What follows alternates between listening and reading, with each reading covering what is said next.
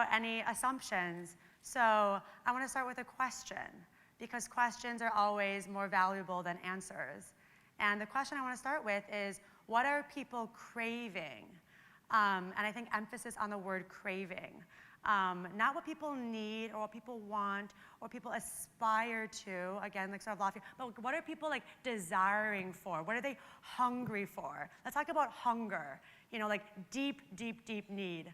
I think we have a sense of that already, which is why all of us are in this room, that one of those things is a desire for deep community. But I want to argue that on top of just community, what people are really craving, what's churning in their gut, is a desire for connection. So it's community and connection. That's a word that we're just throwing in the air like a dodgeball. And it's great, but what does that mean? And for the purposes of this talk at least, we define community as a gathering of humans, so cut out robots, cut out artificial intelligence, cut out the friends that you have on your phone, humans in physical space that are actively helping each other manifest their highest selves. And when we talk about connection, we mean deep connection, the type of connection where you're truly allowing yourself to be seen and you're seeing someone else fully as well. So when you have that, when you're seen fully, and when you're in a room full of people that are holding you accountable to being your highest self, and you're holding them being accountable to being their highest selves too, who wouldn't want that, right?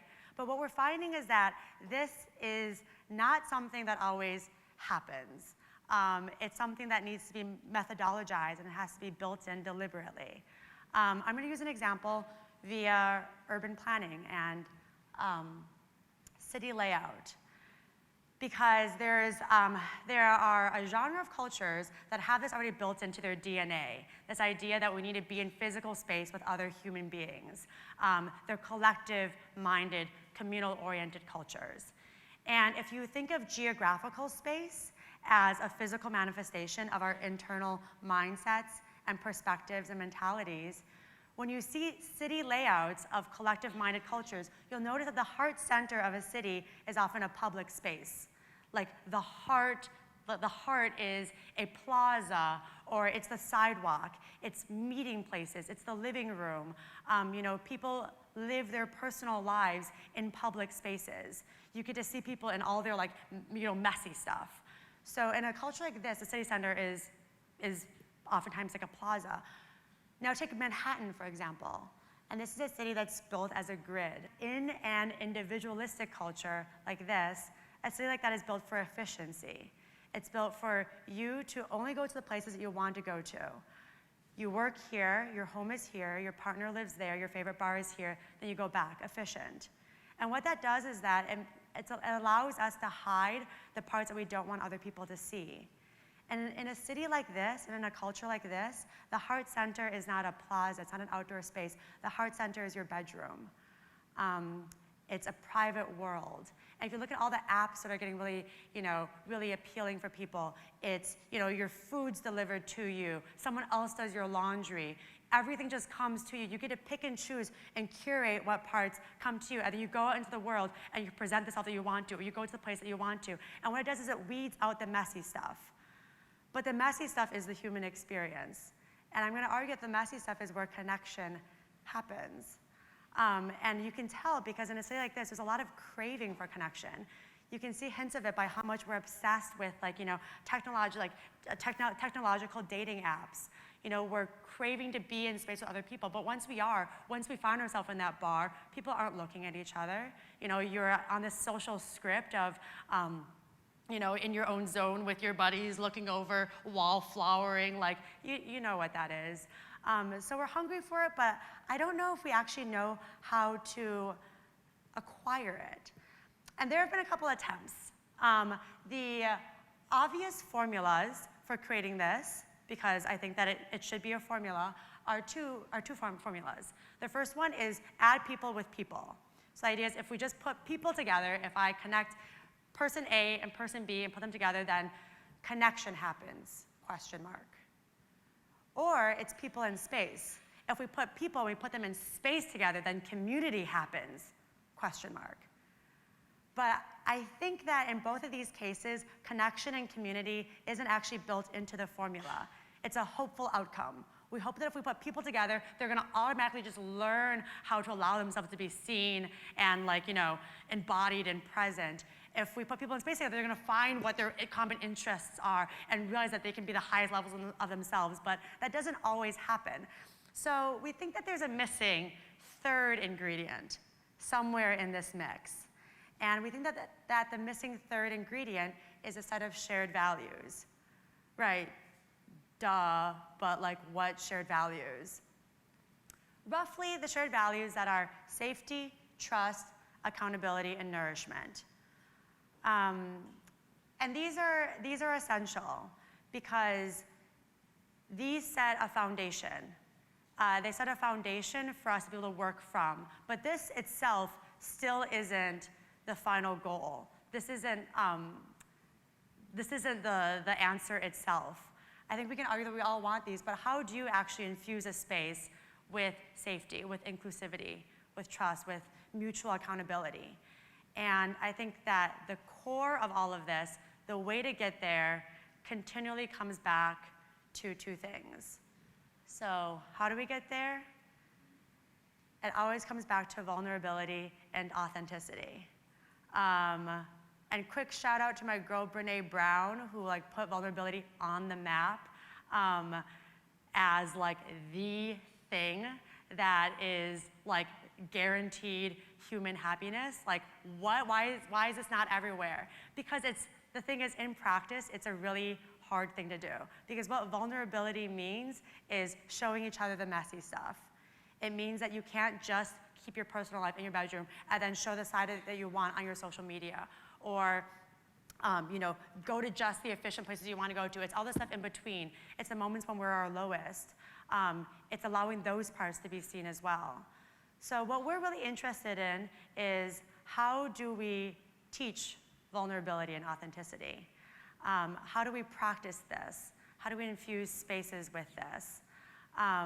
And we're experimenting with it. We call what we do at Pure House this co-living, communal-oriented project, a giant social experiment. And the experiment ultimately is, how do you infuse a room full of people with the ability to be vulnerable and authentic? And we have some ideas and some thoughts. So the example with this theater company, the Collective Sex, what we do is we have monthly storytelling salons where people share personal narrative. And they're not really sexy things to talk about necessarily, except that we're obsessed with them.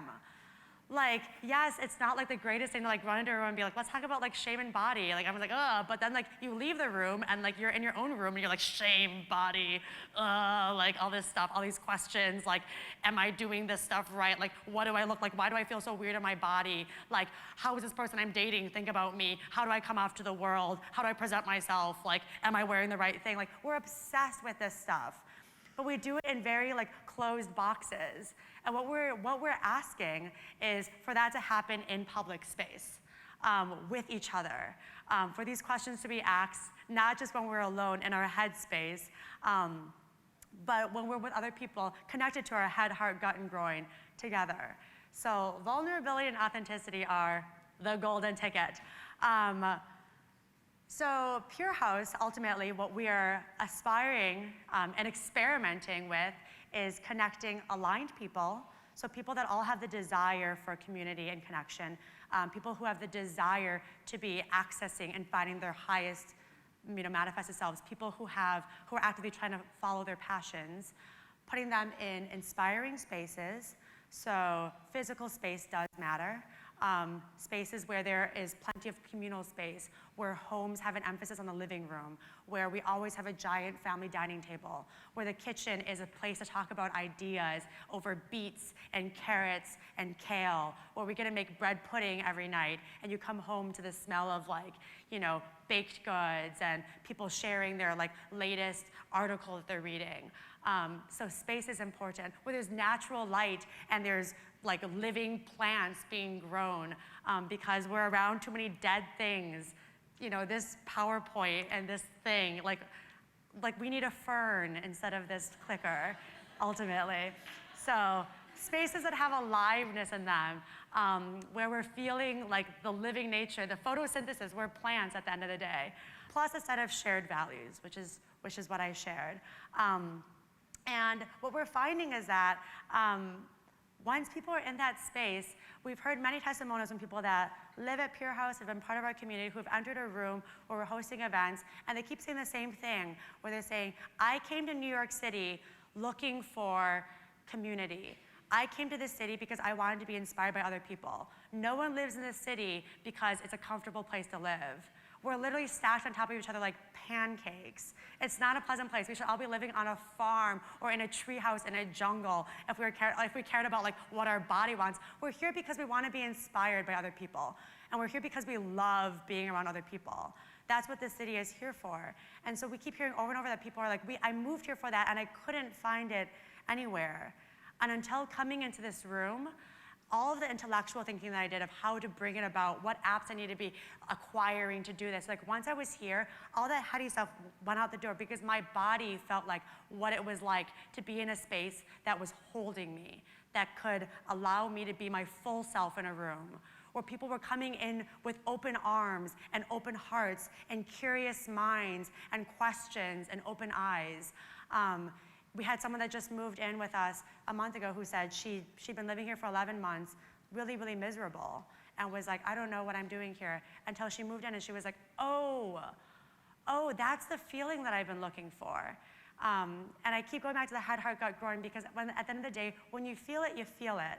And we can intellectualize it as much as we want. We can like talk around it in circles with different language and words. We all have our different jargon and vocab, but when you feel it, it's there. I think you all know what that feeling is, and it can happen in a small minute in a conversation with somebody where you're like, aha, that like aha light bulb moment. Or it can happen when you're in a room where you're like, whoa, like, yes, this is it. Or it can happen just like, these moments happen. And we want to make it into something that isn't just a hopeful, starry outcome, but we want to make this into a daily formula of our lives. So that's what we do at Pure House. But there's one other thing.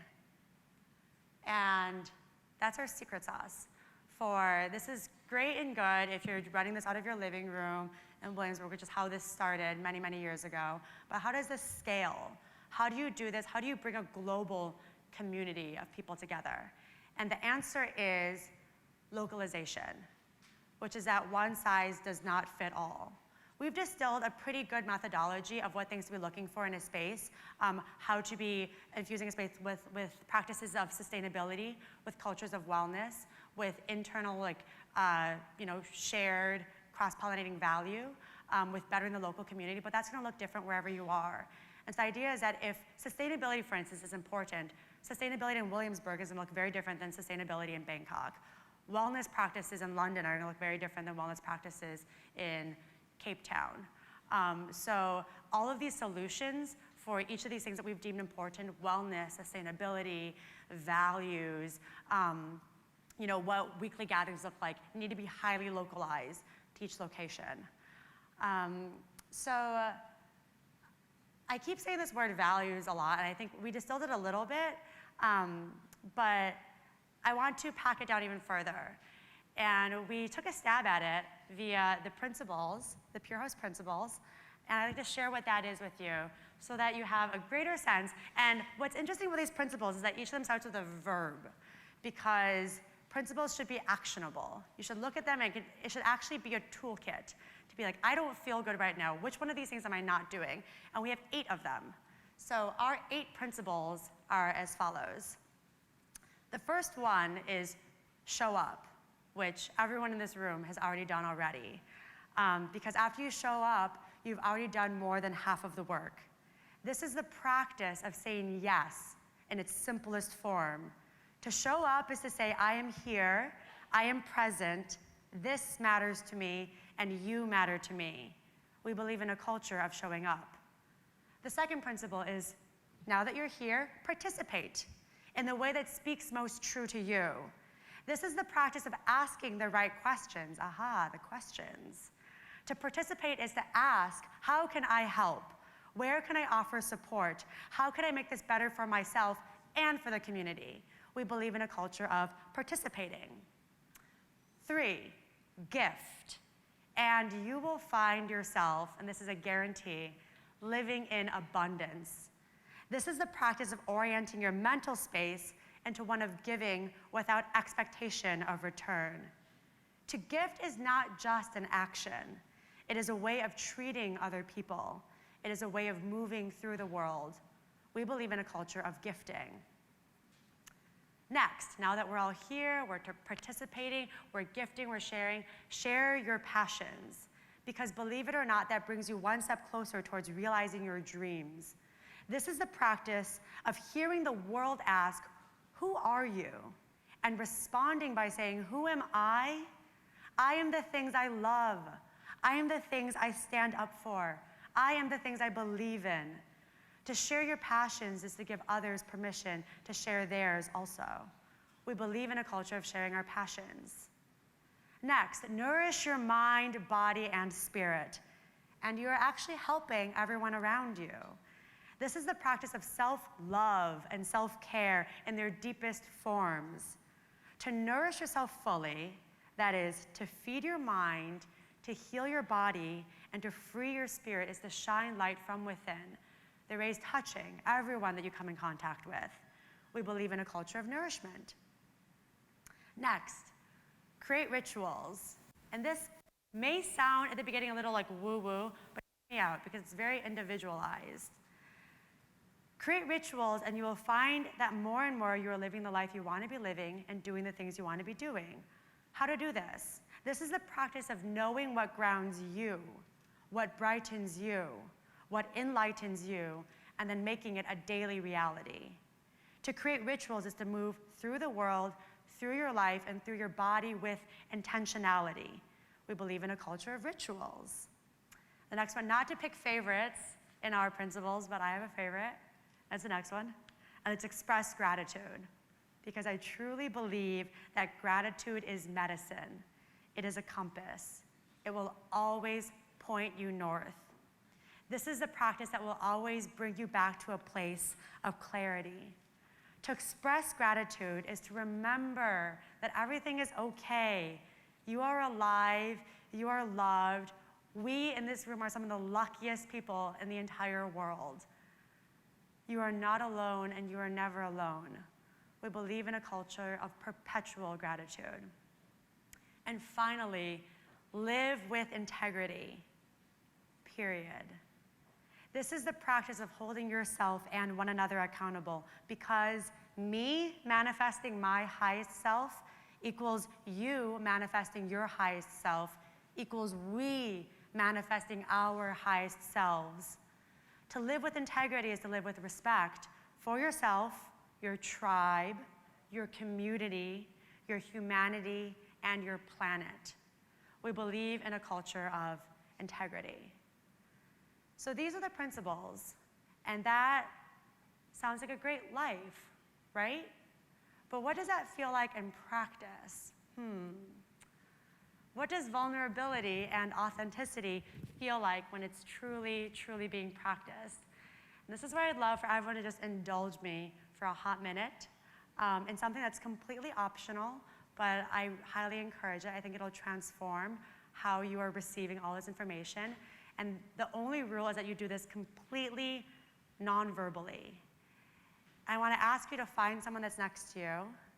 I want to ask you to look at them. And sit facing each other. Try to orient your, your center line of gravity so it's facing them. And as quietly, without speaking as possible, you don't need to speak during this. Just find someone next to you, and I want you to look at them. And just look at them. I'm irrelevant on the stage anymore. Just see them and just notice what your body's doing. I want you to just indulge me for a moment and just relax your jaw.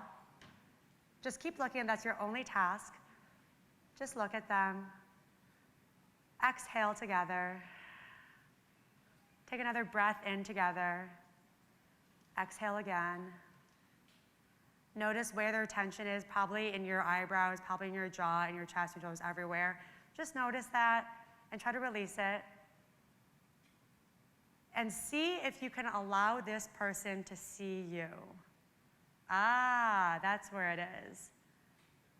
While you're looking at this person, notice if it's uncomfortable. It probably is because we never do this. Acknowledge that, share a laugh together. Super awkward, we never hold eye contact for more than 5 seconds. How horrendous is this? What are you making us do? And just stay in that discomfort and know that you're not alone in that discomfort. You're in this together right now.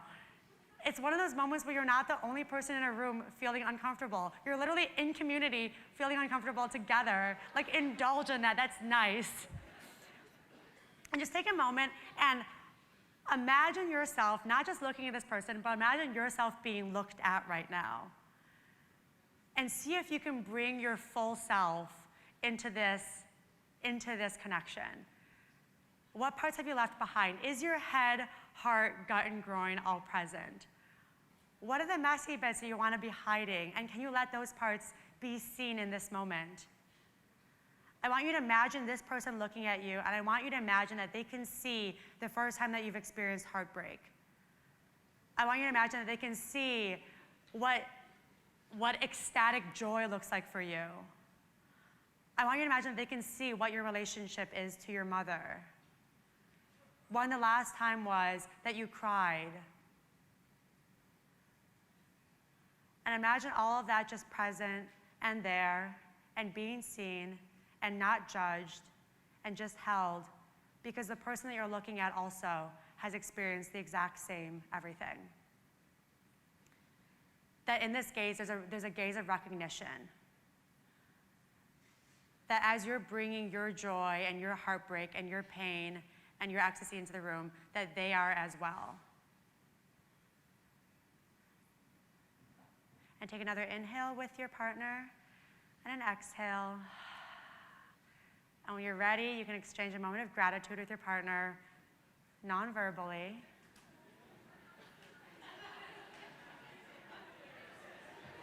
And that is what vulnerability feels like. It's not always pretty. And hopefully you made a new friend as well. So that's what it feels like. It's messy, it's weird. It allows us, it ultimately is asking you to confront yourself. I'm happy, look at all the friendship that's happening already. Look at these chatterbogs. This is connection, this is friendship, this is like conversations spilling like a waterfall out.